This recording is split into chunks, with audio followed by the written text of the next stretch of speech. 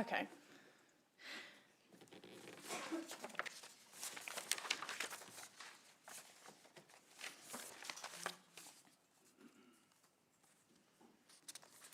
Now, where is barriers to rubbish and recycling? So we're moving back to the open agenda to barriers to curbside rubbish and recycling. Push that door back, Tony.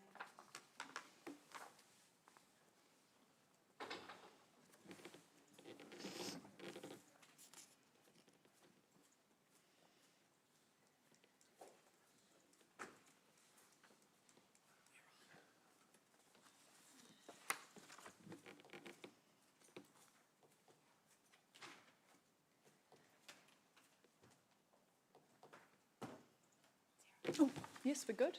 We're on. All right. Good morning. Morena.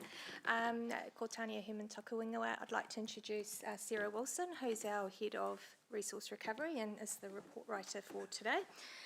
Thank you for the questions that you've raised earlier, which we've provided some responses to and which have been circulated in Diligent, but I'll let Sarah introduce the report. Thank you, Sarah. Kia ora, councillors. Good morning. So as Tania said, I'm Sarah Wilson, the Head of Resource Recovery.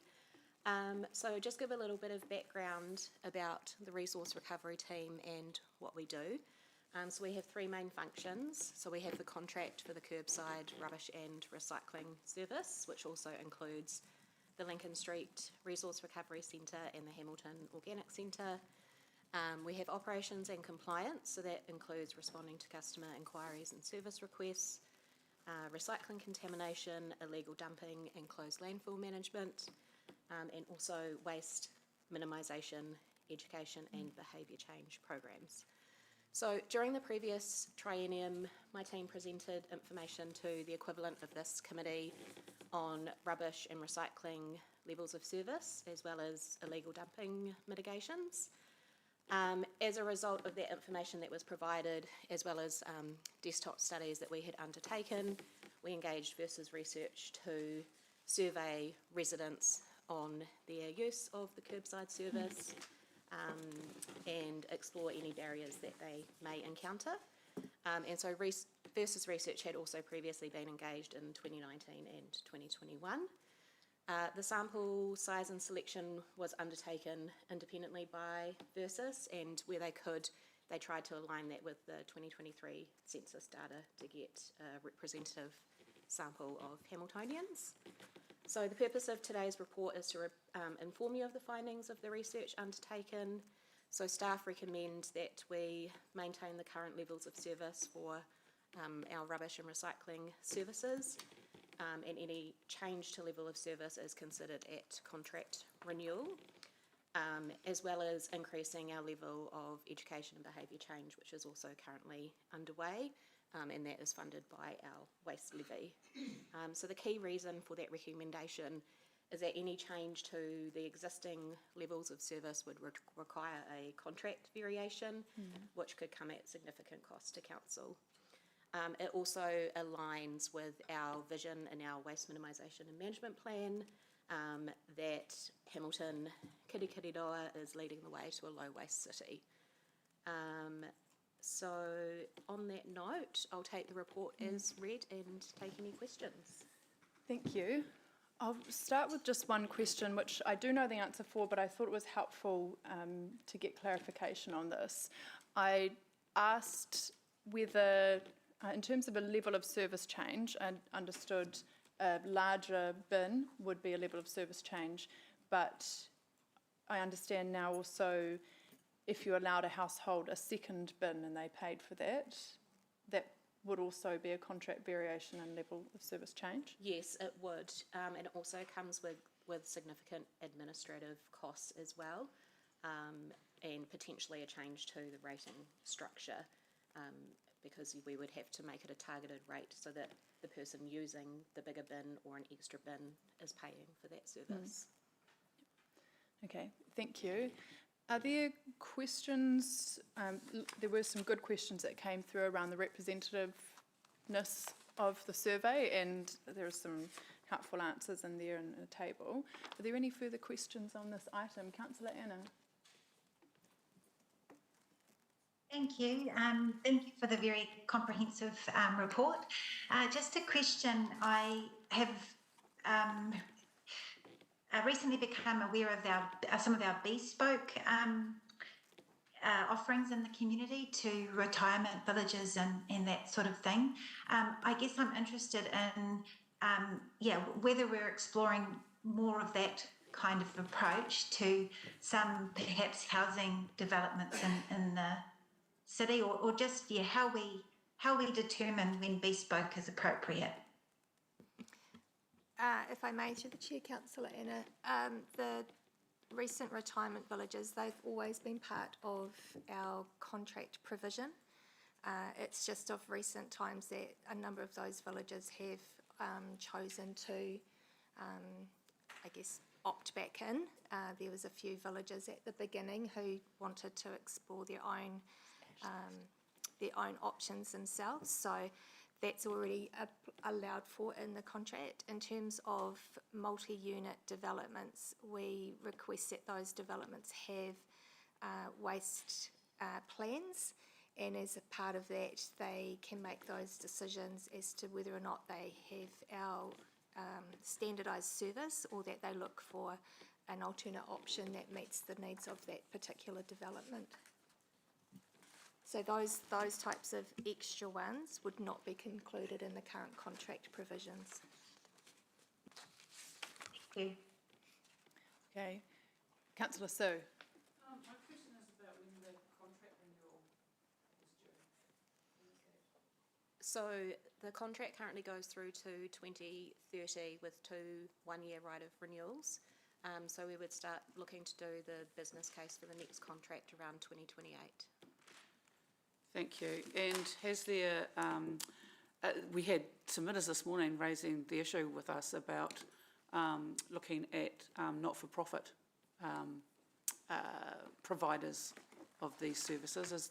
Will that be part of the consideration So as we part of the contract renewal? Yes, so we're currently working with GoEco on a service level agreement to provide resource recovery options at community centres. So that is a step towards that. Thank you. Councillor Rachel.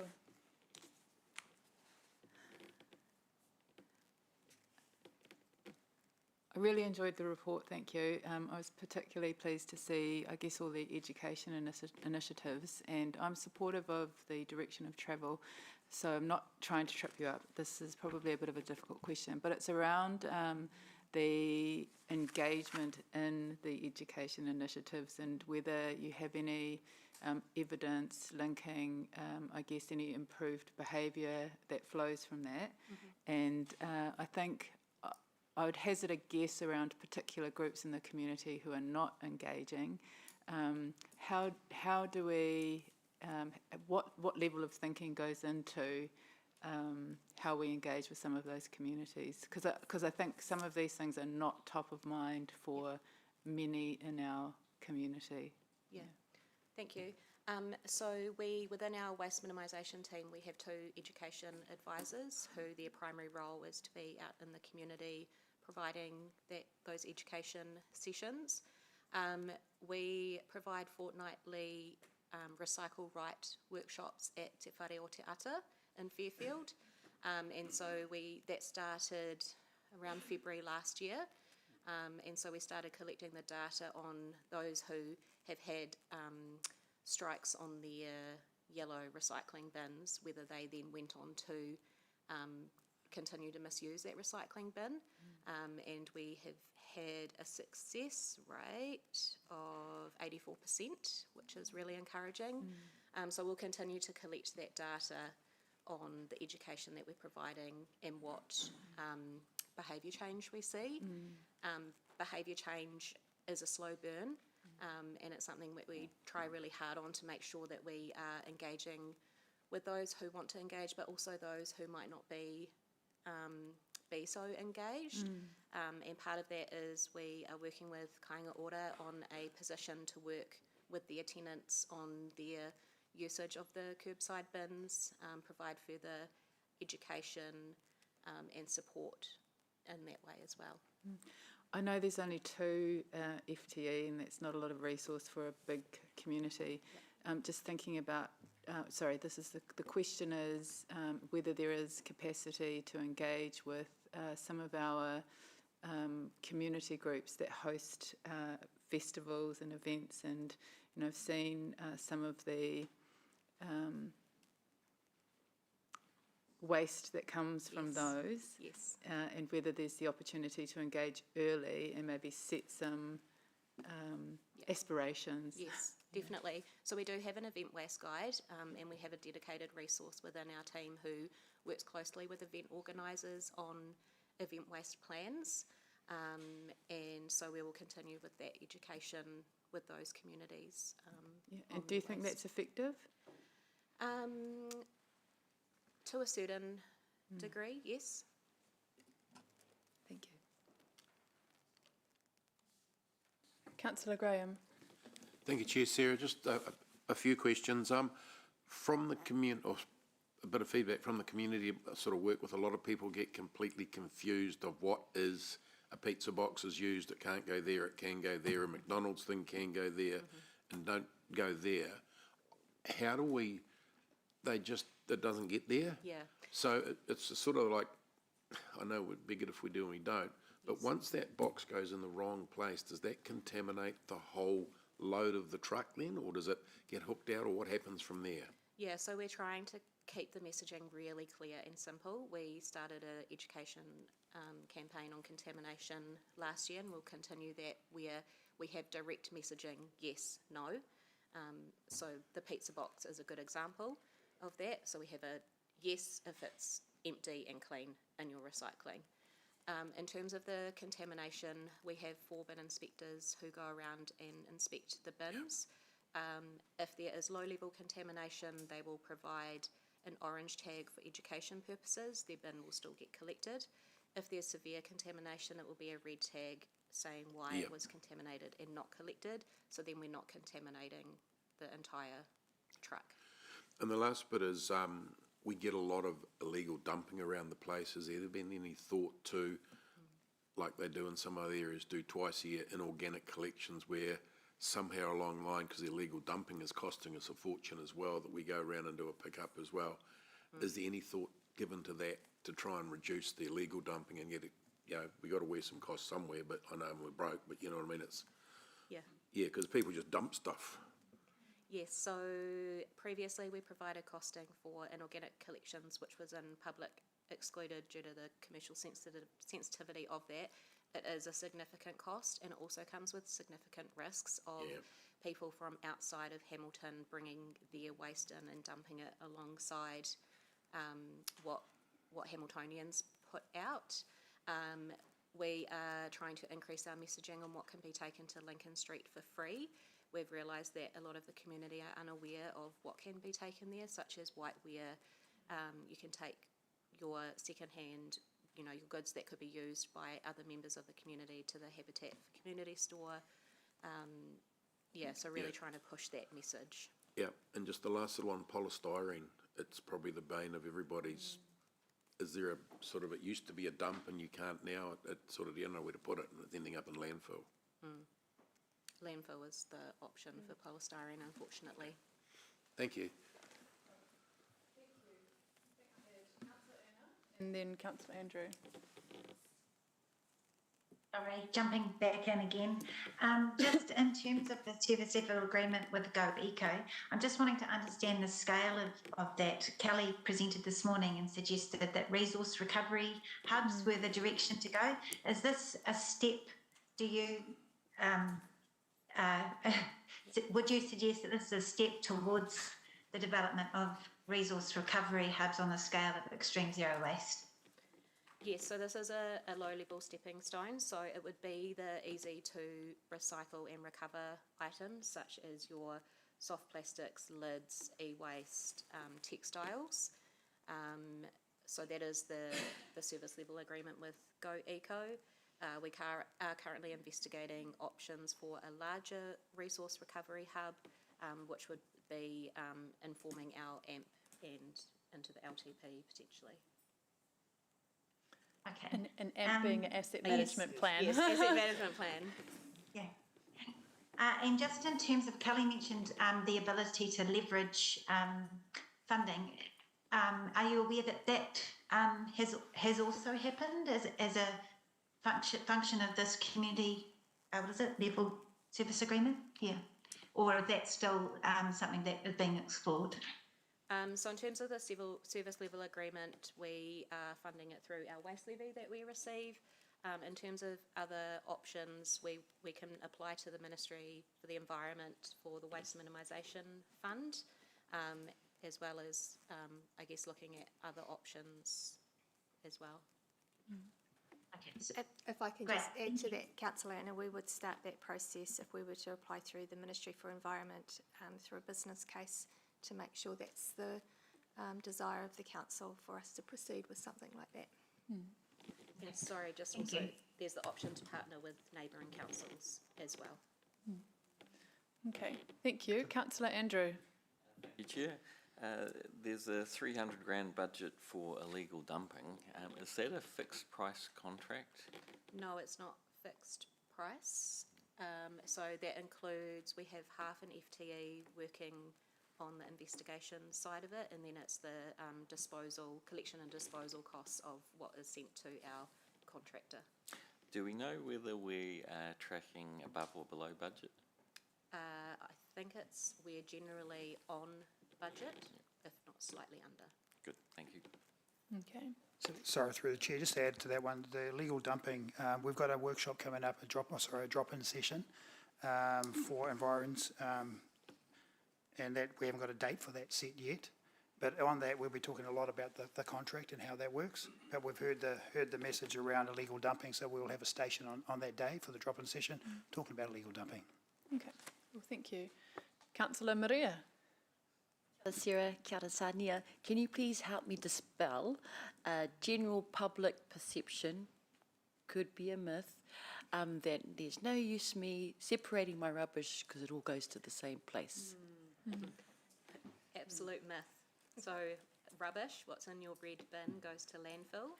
Recycling that you put in your yellow recycling bin or your blue or teal glass crate gets recycled. Majority of that is onshore recycling as well. And your food scraps go up to Hampton Downs and turned into compost. Awesome. One question to add to that. This is a random one. For people that farm pigs, is there an opportunity for them to hook them up some food scraps? No. Unless you go and get this food scrap bins yourself. Kia ora. Okay. All right, Councillor Emma. Thank you, Chair Sarah. Just following Councillor Anna's earlier questions on the multi-unit developments, what controls do we have to enforce recycling in apartments, for example, that are not offering them already? Because I'm aware that many don't due to the high cost of contamination and the frequency that happens. So currently the curbside contract, there's an exclusion zone in the city, but it is a small zone. So that's not part of the curbside collection. So it is up to the owners to sort out their recycling. Yeah, but in terms of multi-unit developments around the city, they are required to submit a MUD, multi-unit development waste plan, which specifies where their bins will be stored and how they will be collected from the curbside. So is there any thing further we can do to include the city areas? Because there's lots of apartments in the city area. So again, that comes down to when we renew the contract, from recollection, when we looked at the original business case in the exclusion zone of the CBD, it was about what type of service would be appropriate for the CBD and the growth of apartments, because having up to 2 large bins and a crate like we've got in the suite is not practical for that type of environment. with regard to your question on the multi-unit developments, that's a requirement of the bylaw that the developer must have one of those in place, but it's not a requirement of the bylaw on how we enforce what they have. Right.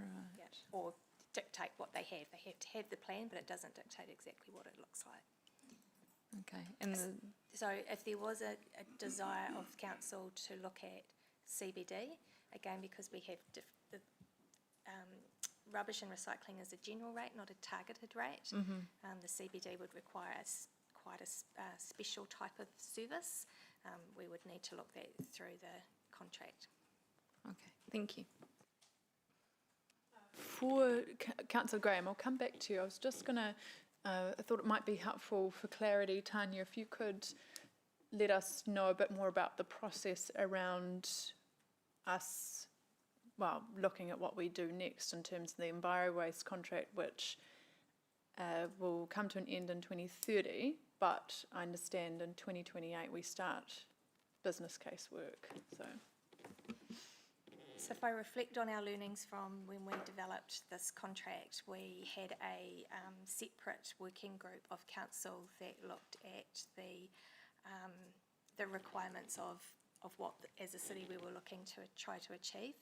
That also linked in with the review of the bylaw of that time, because the bylaw informed the business case informed the contract. So we would look to do a similar process where we would work with elected members around what the desire is first. How does it align with our waste management and minimisation plan and the waste assessments that we have, so the data that supports that. And then we would develop the business case with the options of what we do next going forward. So one of those options would be the extension of the current contract. And then other options as required. So we would bring the business case back to council for approval for next steps, and then we would then start to do that procurement element of it, noting that we already have a contractor in place. Just to also note on that, the reason it's a 10-year contract, a 10 +1 +1, is that it was a change in service for us. There was a decision made at the time to bring in food scraps as an option. We were one of the first cities to do so, and also increase those recycling and change from black rubbish bags to the bin system that we have.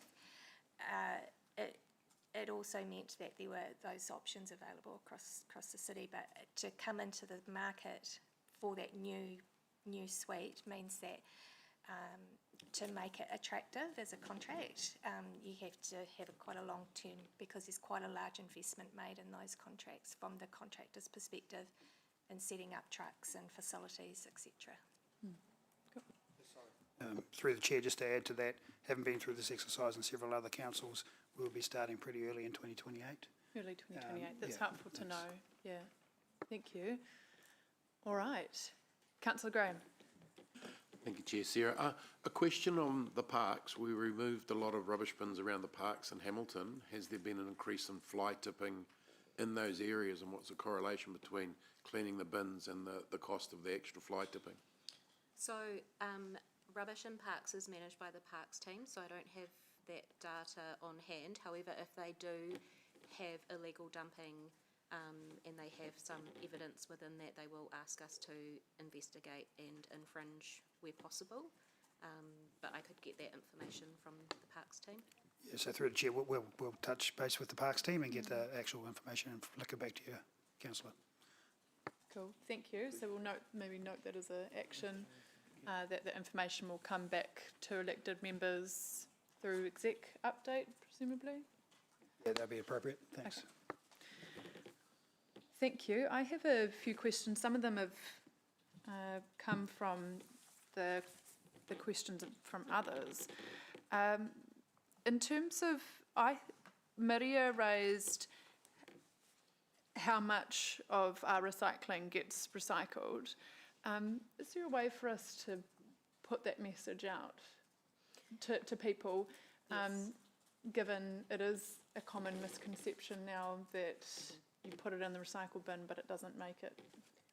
Yeah, so that's one of the key messages that has been identified through our contamination campaign, is that we need to re-educate the community on where their recycling goes. So there is some messaging that will be coming out shortly. Okay. Cool, thank you. And that would be quite helpful for elected members to have that messaging to share as well.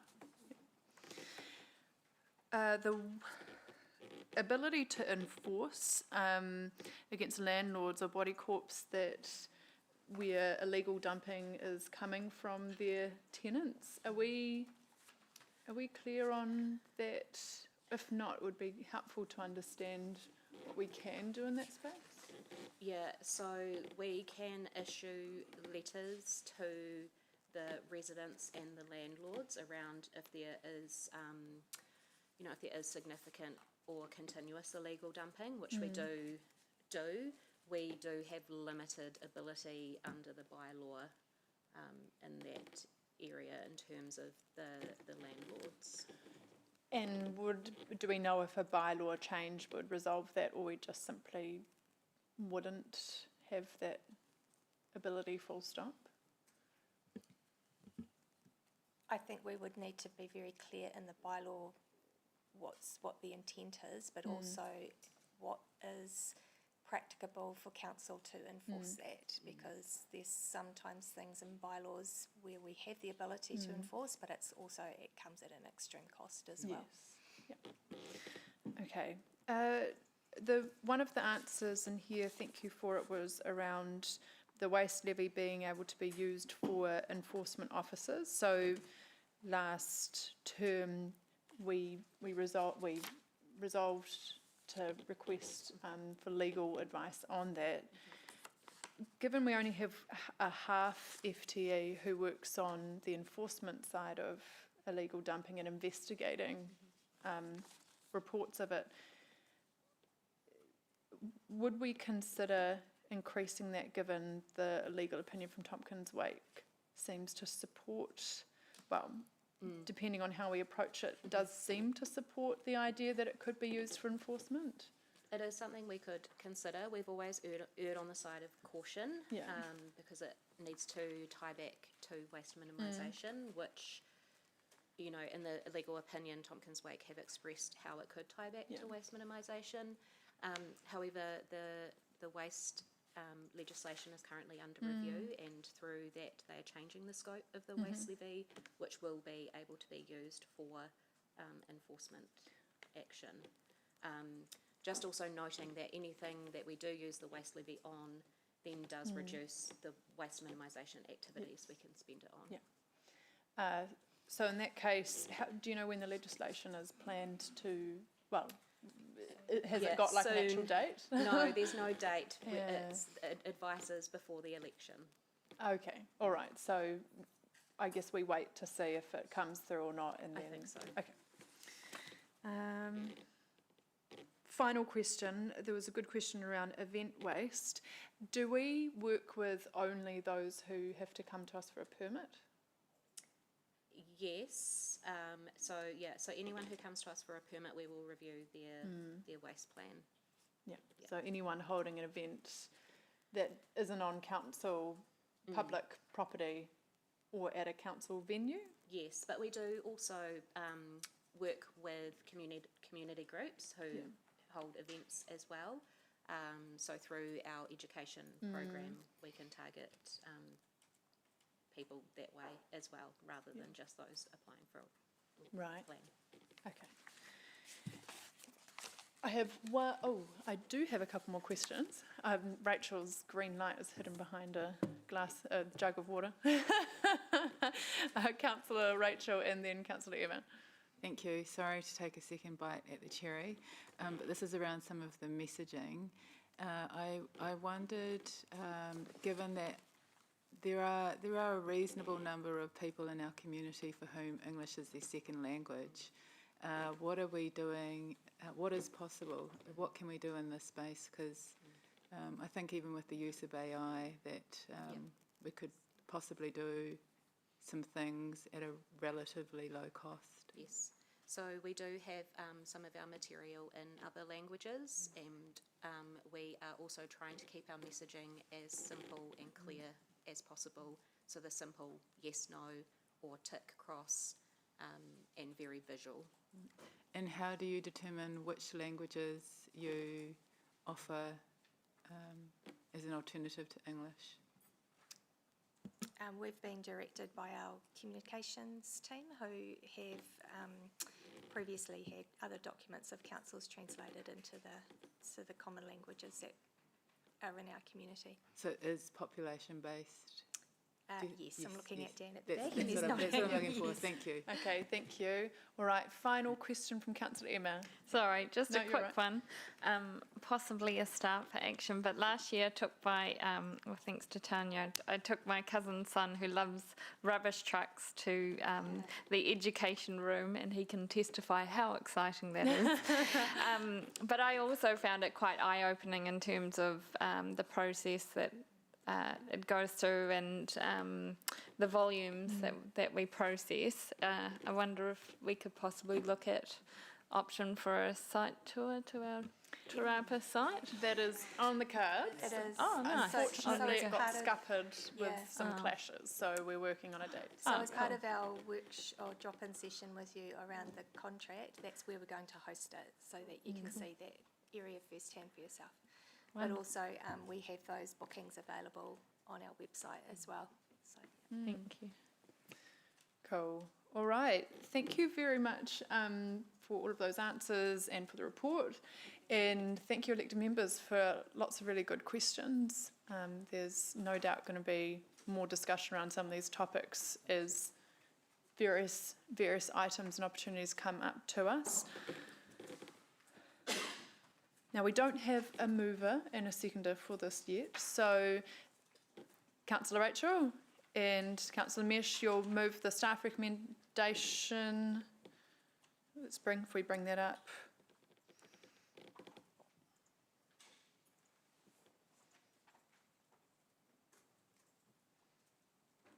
Okay. All right, so we'll move to debate. Councillor Rachel, do you want to make any comments? Say that anything that supports us being responsible with our spending while having a positive impact on our community, our environment and the outdoor natural world is a win for me. Thank you. Cool, thank you. I don't see any further comments. All right, we will move to, hold on, I'm checking. Yes, sorry, Councillor Anna, I nearly overlooked you there on No, Zoom. that's okay. Yeah, no, just quickly, just thank you for a great report. And I just wanted to, I guess, acknowledge the direction of travel for the potential development of resource recovery hubs. It is a great direction to be headed in. We know that extreme zero waste has a high diversion rate from landfill of over 75%, and we're not close to that. So it definitely is a direction that we should be going in as a city. It's also something that Councillor or Chair Emma and I are really focused on this term, is around how we work with our not-for-profit sector, because that money, as Kelly highlighted, stays in our community and it generates more wealth. So that's certainly something that we'll be looking at going forward. And it's also great to hear about our KO position, well, our position focused on KO, because we know that, and I think as Rachel said, there's a lot going on in our communities and on people's minds, and so waste isn't always the first thing, but the more support that we can offer in a relational way and alongside our community organisations to communities who might live in Kāinga Ora homes, that's just really exciting. So I look forward to that work developing. Thank you. Thank you. Councillor Mesh. I just wanted to say thank you for the report. I thought it was really useful, and thank you for your comments, because I understand that those educational FTEs were quite new, and so I appreciated having some metrics around the effectiveness of that, because it's very easy to spend money and throw money at a problem, but to have the assurance that the effectiveness is being measured and that value is being derived from it. So thank you very much for that. Illegal dumping continues to be a concern, and you can hear that around the table, so I look forward to the drop-in on that. In terms of the contract, it's live. There's a report that supports us to continue with it. I think any variation now midstream would create disruption that we don't need. It's been budgeted for. I support the early start of looking at the new contract to make sure that there's enough time, this is back in 2028, as you mentioned, to make sure that there's enough time that that's gone through thoroughly and we're happy with it by the time the contract ends in 2030. So on those reasons, I'm happy to support the motion. Thank you. I don't have other speakers. I'll be very brief. Many of my points have actually been covered by Councillor Mesh there.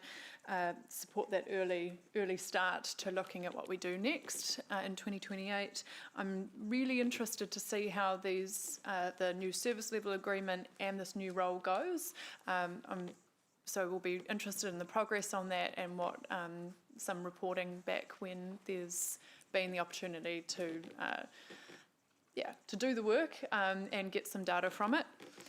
I'm really interested in if that legislation change goes through, upping resourcing around enforcement at least slightly for illegal dumping, because it takes a lot of time to actually investigate illegal dumping. So on many occasions we just pick it up and we don't investigate what happened because it would just take a lot of take more time and resource. So that would allow us to do a little bit more education where it has occurred, as well as discouraging people from doing it so frequently. I would hope as well. At least we could trial that to see its effectiveness, and then we're taking an education approach plus an enforcement approach together. But yeah, thank you very much for a really excellent report. And finally, I would have loved to have seen an ability for large households personally to have, say, a second red bin, but I understand the significant costs that could come with that with the contract variation. So that's just something we have to think about when we look towards the future and our future delivery model. Thank you. Yes, you can. I'm open to the idea of exploring other options in terms of the not-for-profit or the for-purpose sector, but I think we need to set an expectation that they are going to be funded to deliver what they deliver, because too often what we see in the for-purpose sector is that we're funded to deliver X plus Y plus Z and paid to deliver X. They're not there to be... I'm not suggesting anyone has an expectation they'll be exploited, but we need to actually value our for-purpose sector as we would our own employees. Thank you. Right, let's move to the vote. All of those in favour of the staff recommendation that's been put up on the board? Thank you. The motion is carried unanimously. Oh, all right. Item 9, regional infrastructure technical specifications. So we have guests here with us from CoLab. Welcome.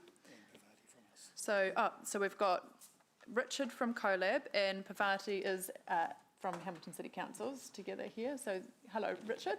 Yep. Thank you very much for being here. And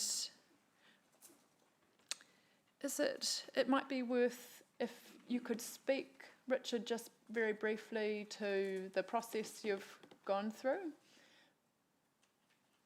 And there were just questions raised around how submissions have been dealt with and whether all of them have been considered and integrated into the new RITS draft. So a little bit of context around that would also be very helpful as a starting point. Cool. Tēnā koutou. Oh, yep, you're good. Tēnā koutou, Chair and Councillors, ko Pavati toko ingoa. So as mentioned, we are here to talk about the Regional Infrastructure Technical Specifications, known as the RITS. So just a little bit of background, it's a document that we have been using in Hamilton City since 2018. That was when it was first adopted, and it is used for guidance for design and construction of infrastructure across the sector. So I will take the report as being read, but as was mentioned, there are some questions. So I'll introduce you to Richard Bax, who is with CoLab and is the RITS coordinator. Thank you. Just bring it a bit closer. So we went through an extensive consultation process, bearing in mind this isn't a document that the public are particularly interested in. It's not that relevant to public, but we do have a significant number of users who use it through the region. So in my report, I did include in Appendix 1 the process that we followed, but just to reiterate, it was an iterative one because we needed to take care of some of the changes that were actually evident from 2018. So we shared that with the council staff that were part of RITS and asked them for their comments. Those comments were included in the next version, and then needed to share it back with the council staff again because some of those comments impacted them as well. Then had to make those changes, and then started the public consultation process. So invited particular organisations and council representatives to make comments and give us feedback, and received those. There were quite a number of submissions from 55 different organisations and councils, and over 350 submission points, so quite extensive feedback.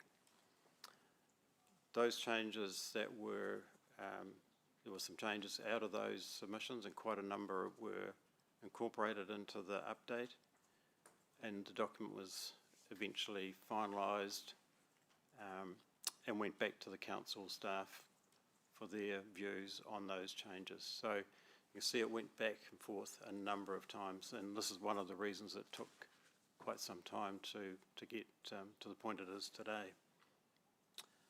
So we're at the point now of adoption, and just to give you some context, the other 8 member councils of RITS have said that they are comfortable for their staff to adopt the document, but that the councillors would be advised of this. So a different process to what you're thinking of doing today. Okay. All right, thank you. Let's move to questions. Councillor Andrew.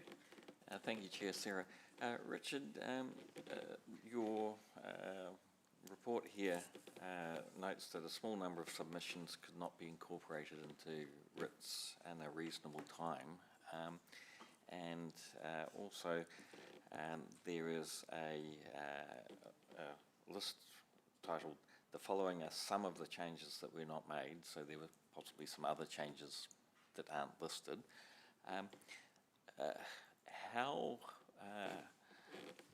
How are you dealing with the submitters whose changes haven't been incorporated yet? So through the chair, the submissions that weren't incorporated were generally of a nature that were either covered elsewhere or were ones that we would potentially look to in the future. So there was a variety of different responses that we didn't incorporate. Yeah.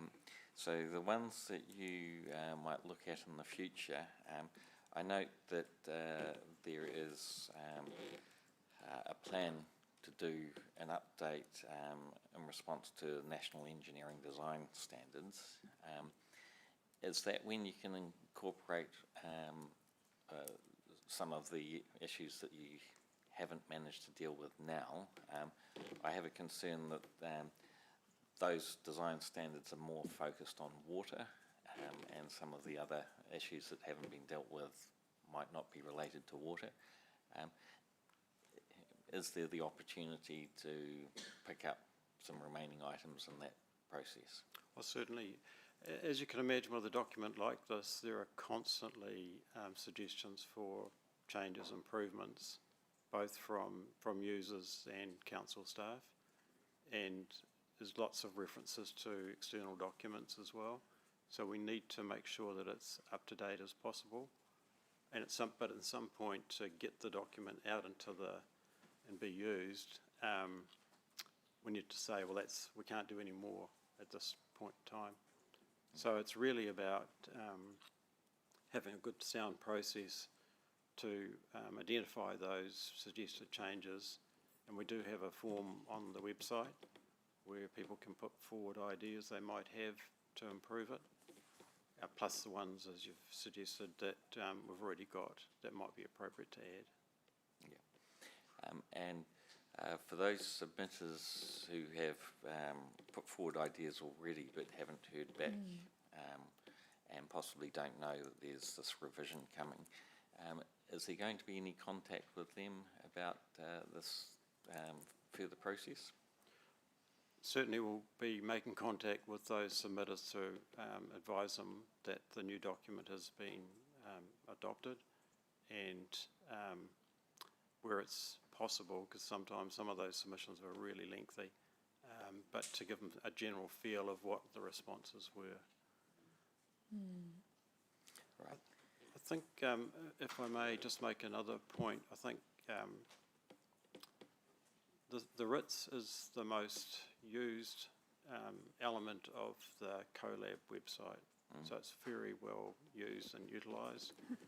We regularly get feedback, positive feedback on how it's going and how it's used, and more recently a couple of councils have contacted us saying, look, we used to work in the Waikato, this is staff, used to work in the Waikato, and saying, well, heck, we wish we could use this, is it possible? So there's lots of positive elements here. So how easy is it to make further updates, and does every update need to go through an approval process with every council involved, or is it can CoLab just do some minor tweaks along the way and it just slots in?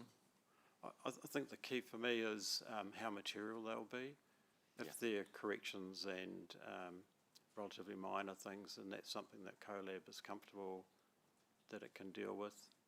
If there are larger things that have much more impact on developers, consultants, contractors, then we need to go through a process around that.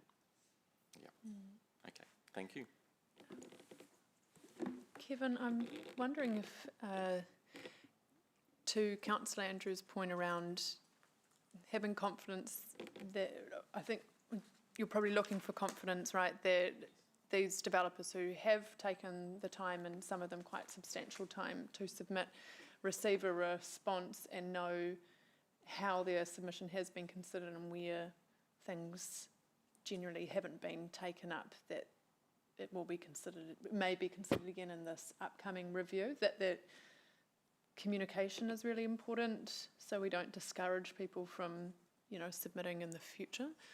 Can we maybe have a report back on this, Kevin, in an upcoming GM report, so there's a loop back to elected members?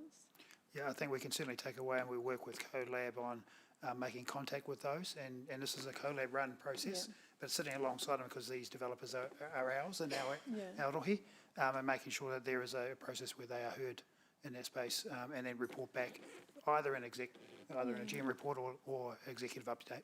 Okay, so can we record that as an action? Yep, thank you. Okay, Councillor Graham. My question follows on from that. Those submitters who haven't heard, did they submit during the time frame of 2 months within that period to get that information to you? And if they did, I think it's very important that they're heard back, because they've taken the time and they've met the criteria. Our criteria should be to respond. Yeah. And for that not to be in the report, Were they in the time frame required? Were they in the time frame? Were they in the 2 month time frame for submissions? Generally, yes. Most of them were, yes. Okay, so thank you. So we have a staff action to close this loop in regard to, I guess, in regard to Hamilton-based developers at the least. Now, we don't currently have a motion on the table for this. Councillor Andrew, you'll move the staff motion? Okay. All right, so there was some talk of option 3, where we request staff review whether RITS meets the needs of a high growth city now, which would be presented in the long-term plan. But you're happy with going with the option 1? Yeah, 1. Okay, all right. So we're going with the staff recommendation. Councillor Andrew has moved. And 3. Do you want to, are you, what does option 3 cost? Might be a question to prepare that, or is it just a, yeah? Yes, so part of that was because there would need to be some analysis, and if a decision was made that, or following the analysis that we wanted to pursue something separate to the RITS, funding would need to be requested to develop that alternative option. So hence why that recommendation was to include in the LTP. Thank you. Sorry, I've confused things. It is option 3, that's the staff recommendation. So we will have that come to us as something to consider. So, so we're all on the same page. All good? Yes, we can. Yep, and I think that's good practice to do that every time. So thank you. So for our online viewers, what this motion will be doing is to approve this new version of RITS, the Regional Infrastructure Technical Specifications, but it's also asking Hamilton City staff to review whether RITS meets the needs of Hamilton, and that would be presented to an option for elected members at the long-term plan whether they wanted to fund the development of something more bespoke for Hamilton, is the intention there. And we've got a staff action around looping back on communication with the submitters. So would you like to speak to, so we'll move to debate, and Councillor Andrew, would you like to speak? Starting my debate or just speaking to No, the motion? you can start of debate. We are moved to debate. Thank you. Thank you, Chair. Thank you very much, Richard. I am a RITS user. Not many people are. It affects a very small group of the population, but for those people it is very, very important, and it is very, very good. 99% of the time it makes life a lot easier because there's pre-approved details that everyone understands. It's a great system. With any system, there's always 1% of exceptions, and we need a process of continuous improvement to be practical and address those improvements, and going through 8 or 9 different councils to get approval is a rather cumbersome method of dealing with that. So I am very much relying on Richard's comments about the minor changes being accepted in-house without having to go back through that system, because I think the major things are generally good. But I am also keen to get better communication with the people who do take the time to submit, because they are the users, and they are the ones who end up paying the cost of problems. Staff at CoLab might do design and some drawings and stuff, but when you hit a problem as a contractor, those problems cost thousands and thousands of dollars. So the experience of people on site who occasionally deal with those 1% of issues, please give them as much respect as you can, and if possible incorporate their needs. Thank you. Thank you. Right, I think, and Councillor Mesh. Thank you. In terms of this item, for me, I looked at weighing up change versus certainty. And so I plan to support this adoption today because it offers consistency to those who are using it and it reduces operational risk for them because they have some certainty. However, I also just wanted to take a note to comments that Councillor Andrew made and also Councillor Mead in terms of the consultation. People just want to be heard, and if people have taken the time to put in a submission and to not hear back or to not see any material change, to me, I think that's not really good outcomes of consultation. So I appreciate that not all consultation can be included. You know, you can't include everything. It doesn't make sense to. But where consultation is open, I think it's really important to give the respect and honour to people who have so that they feel heard. That's all. Thank you. Cool. Thank you. Councillor Rachel.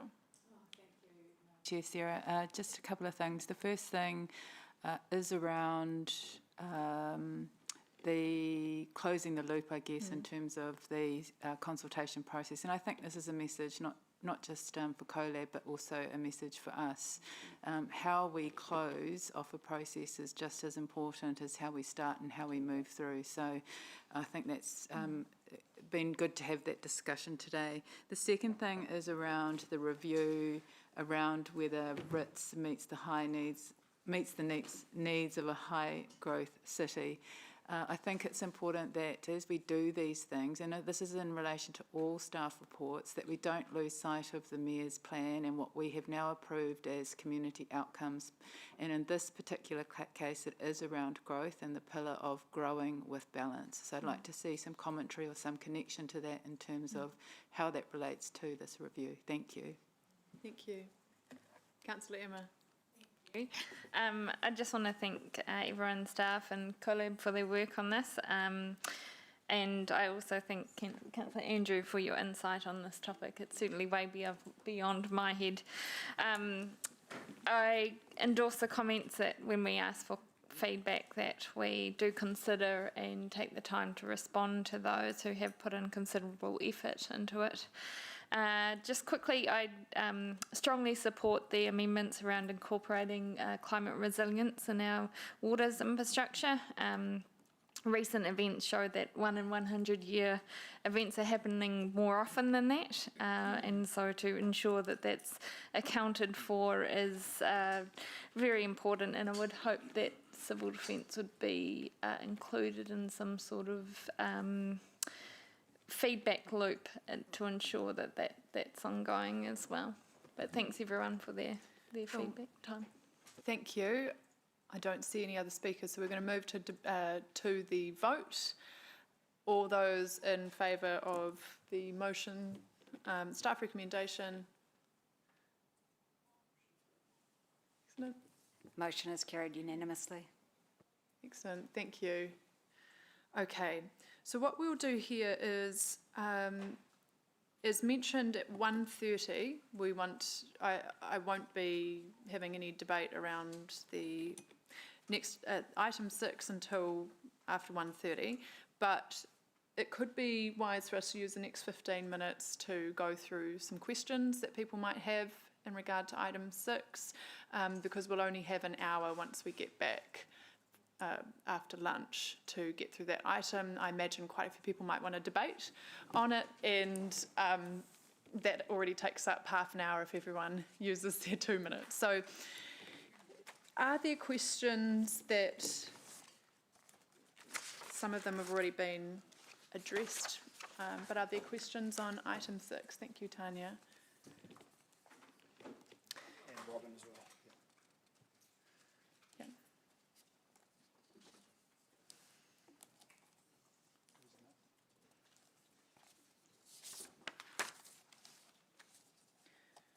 Is it possible, if anyone had like a really detailed question about the design, that say when we break they could sit down with you, Tanya and Robin as well? Yeah, I'd just like to note that this is a continuation of a number of reports that have come to previous committees. So within the background of the of the document, there are links to previous reports that have the detailed project outlines, which include safety assessments and pedestrian use and vehicle use, etc. Yes, thank you for that. That's helpful for our online viewers. If you want to see the full project reports for all 4 of the projects mentioned in this report and all 3 that are we would be considering approval for today, go to the 4th of September meeting from last year, and you'll find those all there. Okay, we don't appear to have lots of burning questions right now, so we will then have a lunch break. If you did want to then sit down and just ask any detail, Councillor Rachel. It's around, and it might be too early to say, but do any of the 4 projects require road closures?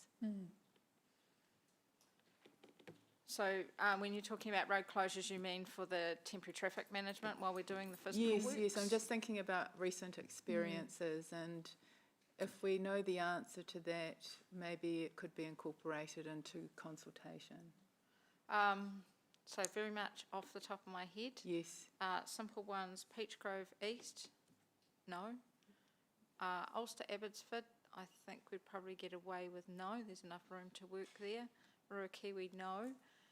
Hamboys High, that section of Peach Grove Road, I think there's probably some good benefit in looking at a road closure, but that's one that we're trying to very much get around that December, January period once school's finished. So it would be about having a very targeted period for that so that they can really get in, hit it hard and get back out again. So off the top of my head, but ultimately that's something that we have to work through with the contractor and work that through. So that's... Right, thank you. So through the Appreciate chair, that was what I was going to add, is we really need to sit down with the contractor and work through it. Yes. In particular, so it might be a closure or partial closure overnight or something like it's been working well on Cambridge Road recently. So That's good, thank you. And for clarification, I understand we need a lead up of, 24 weeks or something for going to contract before actually starting construction for that particular project outside of Boys High Peach Grove. So it would be, presumably would be able to give quite, well, this is a question, would we be able to give quite good extended notice for those that who would be most affected? Very much. We'll be looking to have early contractor engagement, so that's as we're working through finalising our designs, we will be wanting to work with contractors to make sure that we're looking at the optimal way of delivering that. That will involve talking through the traffic management, and yes, we'll be very much able to give early heads up on that. But it'll be very much in conjunction with working with the 2 schools as well. Understanding end of year is always a busy time with their various shows or awards and bits and pieces that they do as well. Thank you. Thank you. That's a good question. Councillor Andrew. Safety audits, are those legally required in every case? Yes, that's a requirement through NZTA. Is it an NZTA requirement or is it a legal requirement? It's also included in our writs. So there are very few things that we have to do in life. It's considered best practice. The safety audits that we do are at various stages. So we definitely do them on a detailed design, and that's to make sure that that final design and what's being constructed is not building in unsafe components. And then the post-construction... Something simple like a pedestrian crossing, I'm looking at Ruakiwi, for instance. We've designed many pedestrian crossings. What is the minimum we could get away in terms of a safety audit? Because I think we all understand simple pedestrian crossings. I would still be recommending detailed design and post-construction. Every site is different, and as you heard from Ham Girls this morning, that's next to a particularly busy intersection. We have different speeds, different visibility at every site. No 2 sites are identical. What's the benefit of a post-construction audit? Because we've already built it, and why would we be changing it? post-construction audit is ensuring that everything has been built to the specifications and that there are not factors that weren't picked up in the detailed design that could actually lead to safety issues. So that's checking out your timing of your signals, tie-in at the end of footpaths and that sort of thing. All of those sorts of pieces get picked up through that process. Right, thank you. Okay, thank you. Councillor Graham. Sarah. Question, have the contractors already been engaged, or are we still at that process? Until we have approval from elected members to actually do these projects, we won't be engaging with contractors. But just a note on that, Councillor Mead, we have a panel. So we have 3 on the minor transport improvement panel. So that's the mechanism that we use that was approved by the previous council. Yeah. So we'll go to all 3. What you're saying is you go to all 3. Correct, yeah. Okay, thank you. So we will go to lunch break, and as mentioned, if I know Councillor Mesh had a couple of questions around one of the designs, just small kind of detailed things. So if it's possible to talk through that, then yeah, that would be great. And otherwise, enjoy lunch, and we'll be back at 1:30. Thank you, everyone.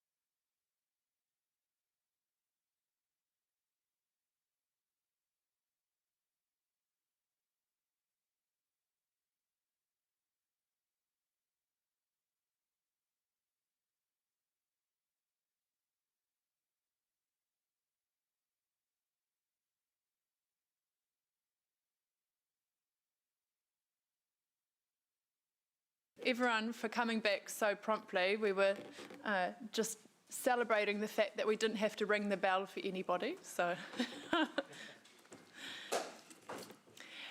We'll resume with item 6. Now, what I'm going to do is we're pulling the motion, yep. Is that the most that's got red in it? That doesn't, are you sure that's? It's still the same one. It's still the same one? Yeah. It's just the changes Okay, all right. since the Okay. staff recommendation. Okay, so yes, we are going to go walk through this motion partly for the benefit of any viewers who may at any point watch this. So to our viewers, there is a motion on the table moved by myself and seconded by Councillor Mesh, which is different to the staff recommendation, and you'll see it on the screen. So the difference here is that it's broken out each of the 3 projects into separate paragraphs, and it clarifies that for Ruakiwi Road pedestrian improvements project and the Abbotsford Street and Ulster Street safety improvements project, both of those will have an inform-based engagement and targeted consultation limited to detailed design matters only. So essentially what we're trying to do here is be very clear where council has made a decision and we just want feedback on the design aspects. For example, is this going to make it hard for someone to access their driveway?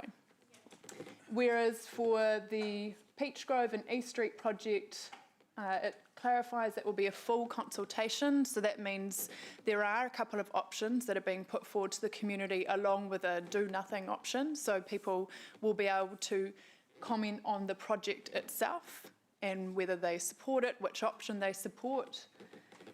And where it says subject to positive results, that will be determined by the chair and deputy chair. That means once the results of consultation come back, myself and Councillor Mesh will approve whether we regard the consultation as being generally positive and in support of the project proceeding.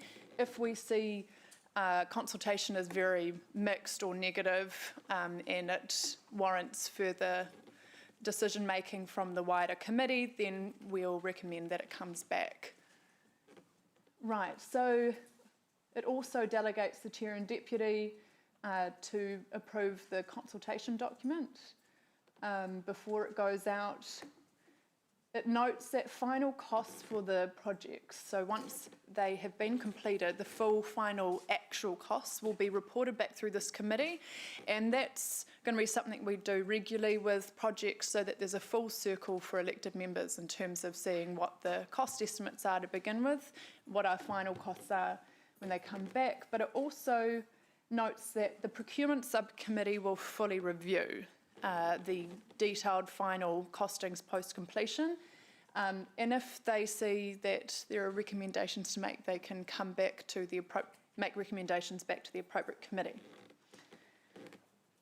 Right, so we are also requesting an outcome of the engagement that's underway for the Boys High Peach Grove School project.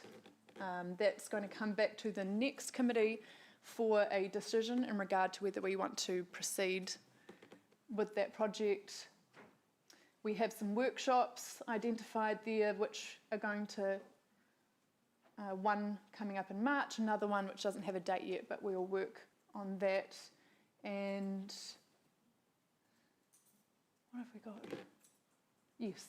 Lots in there about workshops. So one of those workshops will include considering the submissions that we received today on various projects, including the Lloyd Drive petition.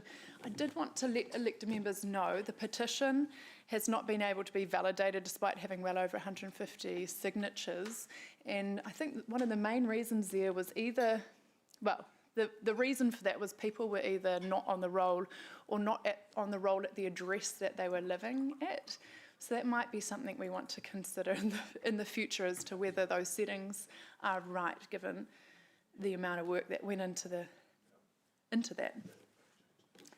Okay, and Are there any questions around the motion that is currently on the board? Yes, Councillor Maria. Yep, let's roll it back up to where?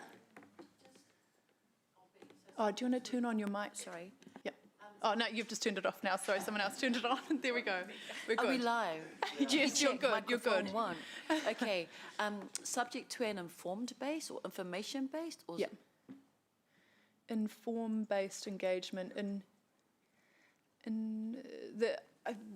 the intention with that is to, engagement is, the purpose of it is to inform, so you're just thinking the wording's a little bit, subject to engagement.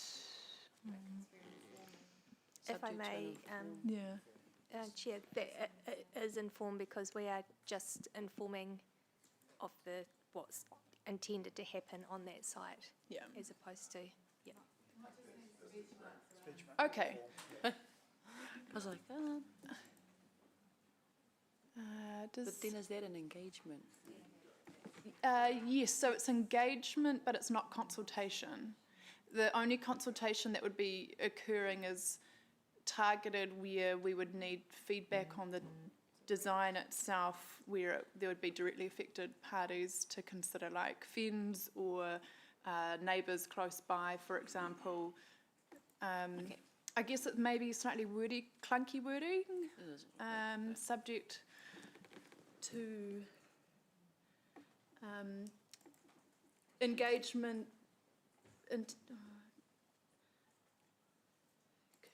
I think it's correct because inform is, our intention is to inform them through our engagement. Yeah. Subject to informing. Significance and engagement policy. From the, okay, it's from the significance and engagement policy. So are you happy to go with that? And maybe in the next one we'll think of a way to phrase it that would make sense to everybody who reads it, but yeah. Yes, Councillor Jamie?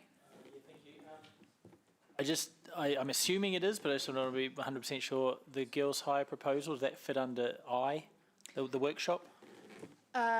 Yes, so you've got the crossing on Ruakiwi, which relates to Girls High, and then you have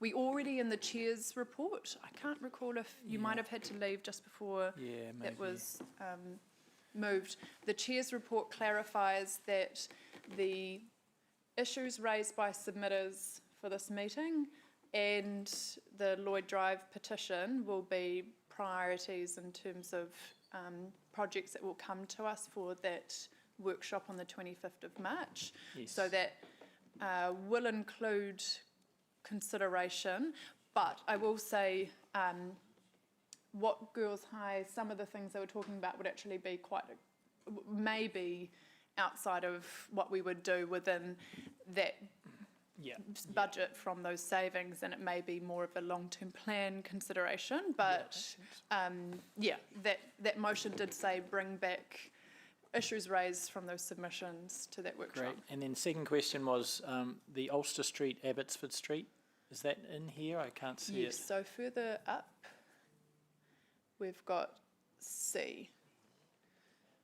Yes, so perfect. essentially we're Yep, sorry, I saying, missed yes, that go one. ahead with that, Yep. inform the local community. Great, thank you. Okay, Councillor Emma. Yeah, just back on A in terms of Ruakiwi, Yes. just confirming that targeted engagement would include Girls High. I mean, I know that staff have already been working with them, obviously, but just... yes, it will. Okay, thank you. Okay. All right, we may be ready to proceed. So, and in that, I didn't prepare any debate. We've spent so much time preparing the motion. Thank you, everybody, for all of the work to get this motion together. It's quite long, but I think there's really good stuff in there around engagement, looking at how we approach engagement in a different way. What I heard from elected members was we need to be really clear. If we've made a decision, be super clear on that. That actually we're not coming out to ask you whether you want this project to go ahead or not. But we do want to know if there's something around this design that you as a local resident could tell us that would be a problem, something that we might not realise as a council, for example. Whereas when we go out for consultation, let's make sure it's really genuine. We want to know what you think, and we'll be open-minded, and that's going to come back to elected members, in this case myself as chair and Mesh as deputy chair, to ensure that we have a touch point with elected members before it proceeds. So I think this is a good test case for us as we think about how we do engagement differently. Let's see how this works.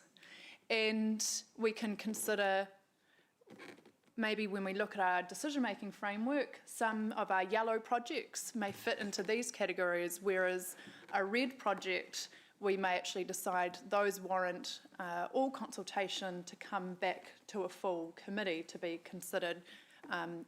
So I'm looking forward to testing this out. In terms of the other matters raised later on in this very long motion, I'm looking forward to also these workshops that we have, the costings being reviewed by a subcommittee. We've heard as well, costs are a big concern for our elected members, so we have a really tangible and clear way forward in terms of looking at how we deliver our transport projects and having confidence, which we can then express to our community around that as well. All right, I'll move to Councillor Mesh. We going? Am I good? Thank you. In terms of the projects in front of us, as I said, these sit within a program that's already been approved in principle, so today's decision is about controlled progression rather than reopening the underlying policy decision. That said, the city's debt position and historic cost patterns in transport delivery mean that we cannot treat capital works as routine, so cost discipline matters a lot here. For me, the important shift here is the governance structure. Detailed costings will be reviewed by the procurement subcommittee, and we've requested sessions on costing methods, contingencies and use of consultants. So the oversight here is deliberate. I also want to make a note about raised crossings or speed bumps. While I hold the view that these are not useful when placed on roundabouts or across main roads, I can be persuaded that these have a place if in close proximity to a school or a retirement village, or in other words, where they make sense and they are procured at a reasonable cost. Last, concerns have been raised about how consultation has been undertaken and how feedback can be returned to elected members before final decisions are locked in. For these projects, that process has been strengthened. Consultation material will be reviewed prior to release by elected members, and the feedback will be assessed before any consultation decision is made, with accountability back to the committee. That is a clear decision gate. Design refinement is possible, and progression in this instance is not automatic. It is conditional on both evidence and engagement. So this is about allowing work to proceed, but under structured oversight and clear fiscal discipline. So on that basis, I'm happy to support this motion. Thank you, Councillor Mesh. We'll move to the Deputy Mayor. Thank you, Chair. Look, I think we've got a pretty good result up there. When I look at all those words and clauses, I can just about see the sweat dripping off every word. It's been a good effort. Yeah. And look, I've watched the discussions in the last few days. I've watched the meetings, the back and forth between the Chair and Mesh and other elected members and staff, and all working towards a path that was going to work today. And, you know, that's good. It's good governance. It's well done. It's this new council in action. I said recently I thought this new council is going to do transport stuff well, and for me this is real reinforcement of that. Staff and councillors working well together, so I'm really pleased. But you know what, I'm pleased because there's a need. We saw in the public forum today, you know, it was a nice little reminder of why we're doing these projects. people with genuine safety concerns. That's why we've identified these projects. That's why we've commissioned it. That's why staff have done all the work to get them to where they are now. There's a good reason for it. There's a need in our community. So that really heartens me what's gone on here, you know, because we're working to address the concerns. The consultation, I like the way we're framing the consultation. It's easy to understand. We're breaking down the costs, and I think that is really important. And it's coming back for review, both here but also the procurement subcommittee will have a good look at it, and we may get some recommendations out of that. That's all taking us in the right direction. So I'm really pleased. I'm not really sure what else I was going to say, but I'm pretty pleased with it all, and I acknowledge the hard work that's gone on from everyone, elected members and staff, and I am very happy to support this incredibly mammoth piece of work. Thank you. Mayor, we now have Councillor Rachel. Thank you. We heard some very compelling submissions this morning from the principals of Hamilton Girls High School, Norton Primary and St Pius School, and then also from Grace Tibbett for the Lloyd Drive residents. And clearly, for all of us, safety of our community is a priority. And I'm supportive of moving forward, and sorry to flog the horse, but it is subject to one caution, and that is around cost. And it's very hard to comprehend why one pedestrian crossing would cost $750,000, which is the cost of a decent home. So I believe we need to have oversight of affordability in terms of the cost of our projects, as our debt has continued to grow while wages have not. We need to ensure our consultation or engagement, whichever process, is sound and robust from end to end, and that means closing it off, as we saw this morning, the need for that. And I think the mechanisms that have been built into this particular motion around the procurement subcommittee and around consultation with the chair and deputy chair involved at the end of those processes helps provide concerns expressed around both those aspects. But fundamentally, I think where we've arrived today is a message around the importance of unity and the importance of communicating and having the difficult conversations at the earliest opportunity, because what we see in the motion today is actually evidence of what happens when we get in a room with our competing views and our concerns, and we work towards something that addresses everybody's concerns, but doesn't come at a win-lose outcome. It's a win-win. So I am supportive of the motion.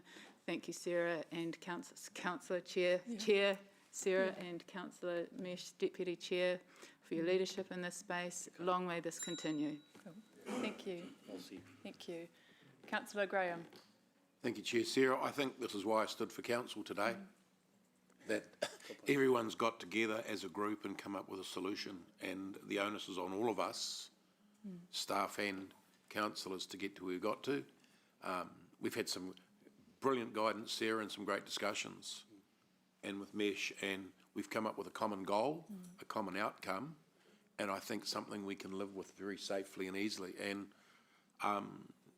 this is a lot of work's gone into this in the last few weeks, and it's not just piecemeal stuff, it's actually cooperative discussions where everyone's been listened to, and we've come up with solutions. So yeah, that's cool to be on council today. Thank you.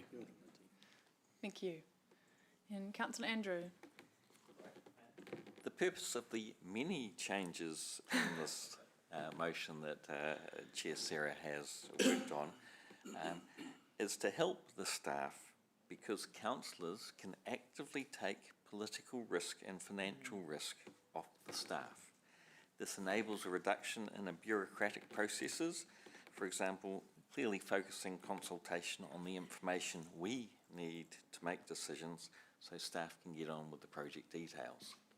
The procurement oversight is to have insight into the whole project process.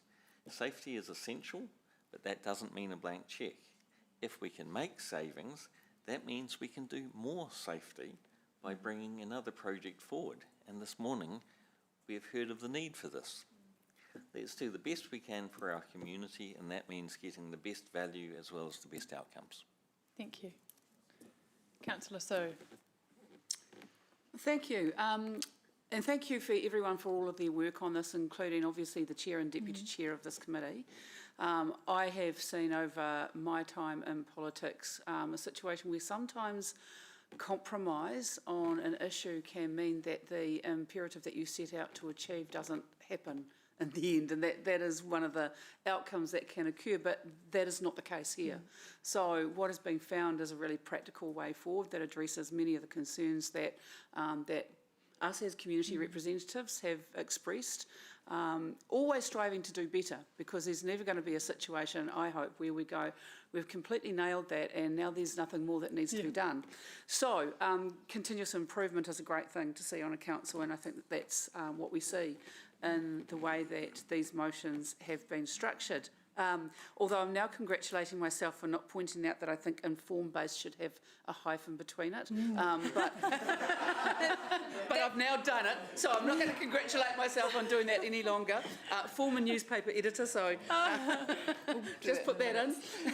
I think that fixes the problem for us. But I think, look, going back to what we heard in public forum this morning, and those very clear, very articulate, but practical, coming from a perspective of care from their community and understanding of what their community needs are, that is the type of thing that really makes sure that we get anchored in real solutions that our community needs, demands and should expect from their council. So really happy to support the motion on the table. Kia ora. Thank you, Councillor Sue. Mayor Tim. Thank you, Madam Chair. And could I say that this committee is off to a very good start under your chairpersonship, if there is such a phrase.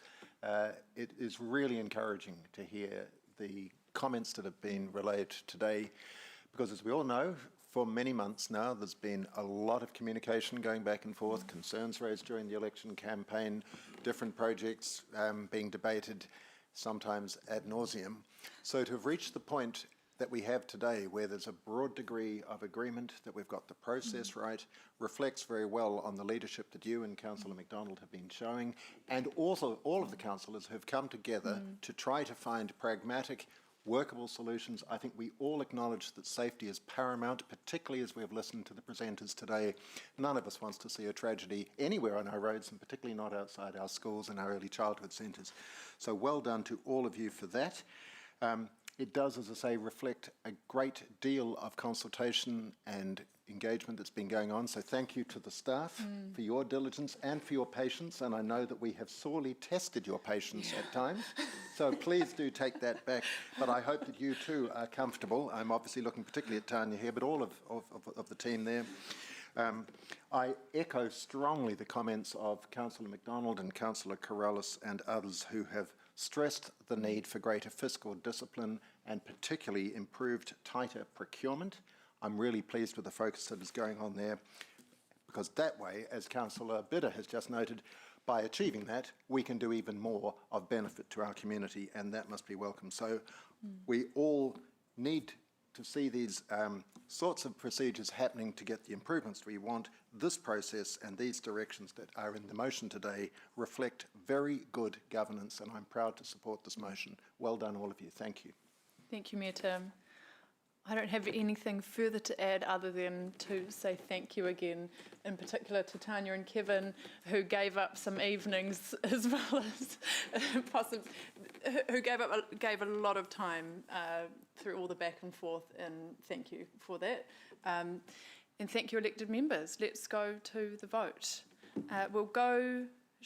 I think we're all in agreement from the debate, so I think we can raise our hands. All those in favour of the motion on the board?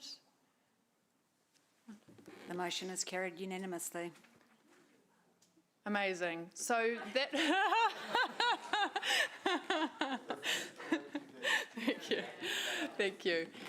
So what we'll do now is we can actually start our... maybe if we start at 2:15, Would that suit elected members to start a bit earlier and finish a bit earlier for this drop-in session with Downers?